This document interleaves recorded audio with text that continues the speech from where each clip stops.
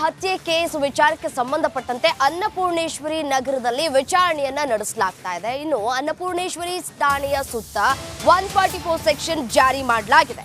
ಪೊಲೀಸರ ವರ್ತನೆಗೆ ಸಾರ್ವಜನಿಕರು ತಮ್ಮ ಸಿಟ್ಟನ್ನ ಹೊರಹಾಕ್ತಾ ಇದ್ದಾರೆ. ವಾಕಿಂಗ್ ಹೋಗೋದಕ್ಕೆ ಬಿಡ್ತಾ ಇಲ್ಲ, ಶಾಲಾ ವಾಹನಗಳನ್ನು ಕೂಡ ಬಿಡ್ತಾ ಇಲ್ಲ.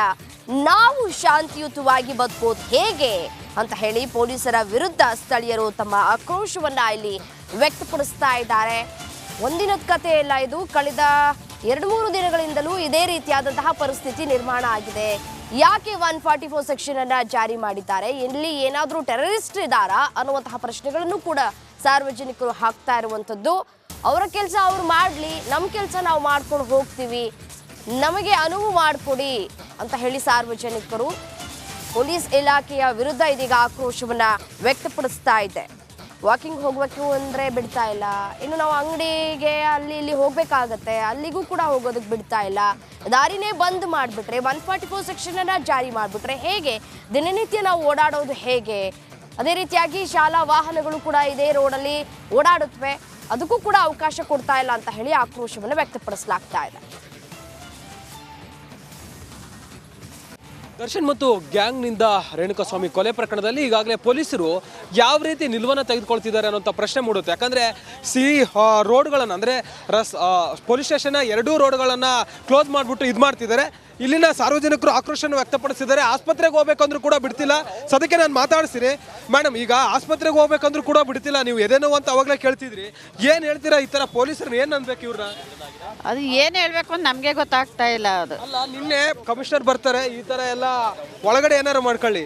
ಈಗ ಇಷ್ಟು ಜನಕ್ಕೆ ತೊಂದರೆ ಆಗುತ್ತೆ, ನೀವು ಎಷ್ಟು ಜನ ಎಲ್ಲ ಇದ್ದೀರಾ, ನೀವು ಆಸ್ಪತ್ರೆಗೆ ಹೋಗ್ಬೇಕು ಎದೇನೋ ಅಂತಿದ್ದೀರಾ, ಈ ಪೊಲೀಸ್ ಸಿಬ್ಬಂದಿ ಮಾತ್ರ ಅವ್ರು ಇವ್ರು ಅಂತಿದ್ದಾರೆ, ಏನು ಹೇಳ್ತೀರಾ ಇವ್ರಿಗೆ? ಅವ್ರು ಏನು ಹೇಳಬೇಕು ಅಂತ ನಮಗೆ ಗೊತ್ತಾಗ್ತಾ ಇಲ್ಲ. ಅವ್ರು ಎಷ್ಟು ಕೇಳಿದ್ರು ಬಿಡ್ತಾ ಇಲ್ಲ. ನಾವೇನು ಹೇಳೋದು, ಅವರೇ ಅರ್ಥ ಮಾಡ್ಕೋಬೇಕದು.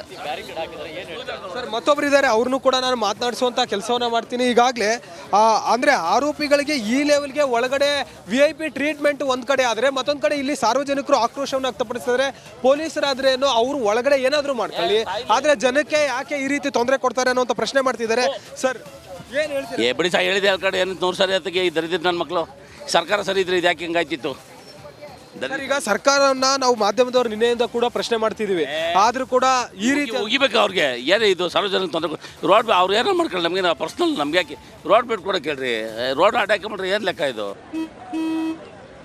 ನಡಿ ಈಗ ಶುರು ಮಾಡೋಣ.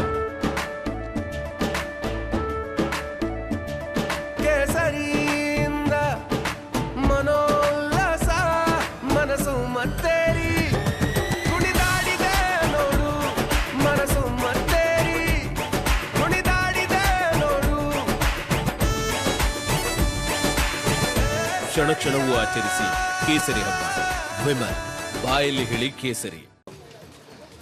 ಇದಿಷ್ಟು ಇಲ್ಲಿನ ಸಾರ್ವಜನಿಕರ ಆಕ್ರೋಶದ ಮಾತು. ಅಂದರೆ ಒಳಗಡೆ ಅವ್ರು ಏನಾದರೂ ಮಾಡ್ಕೊಳ್ಳಿ, ಯಾವ ಆರೋಪಿಯನ್ನಾದರೂ ಅರೆಸ್ಟ್ ಮಾಡಲಿ, ಅವ್ರನ್ನ ಸೇಫ್ ಮಾಡಲಿ, ಆದರೆ ಸಾರ್ವಜನಿಕರಿಗೆ ಯಾಕೆ ಈ ರೀತಿಯಾದಂಥ ತೊಂದರೆ ಕೊಡ್ತಾರೆ ಅನ್ನುವಂಥ ಪ್ರಶ್ನೆನೇ ಮಾಡ್ತಿದ್ದಾರೆ. ನಿಜಕ್ಕೂ ಕೂಡ ಇದು ಪೊಲೀಸರದು ಓವರ್ ಆಯಿತು ಅಂತಲೇ ಹೇಳ್ಬೋದು. ಯಾಕಂದರೆ ಸಾರ್ವಜನಿಕರು ರಸ್ತೆಯಲ್ಲಿ ಓಡಾಡಂಗಿಲ್ವಾ, ಇವರು ನಿಜಕ್ಕೂ ಕೂಡ ಸರ್ವಾಧಿಕಾರವನ್ನು ನಡೆಸಿದ್ದಾರೆ ಅನ್ನುವಂಥ ಪ್ರಶ್ನೆ ಇಲ್ಲಿ ಮೂಡುತ್ತೆ.